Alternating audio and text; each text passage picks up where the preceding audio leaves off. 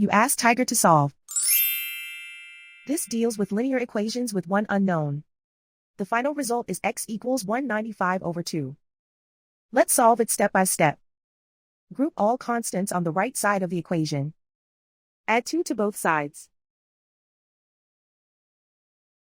Simplify the arithmetic.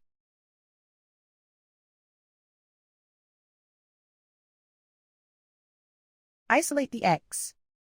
Multiply both sides by inverse fraction 5/4.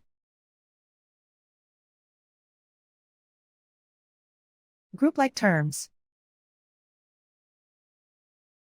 Multiply the coefficients. Simplify the fraction. Multiply the fractions. Simplify the arithmetic. And so the final result is x equals 195/2.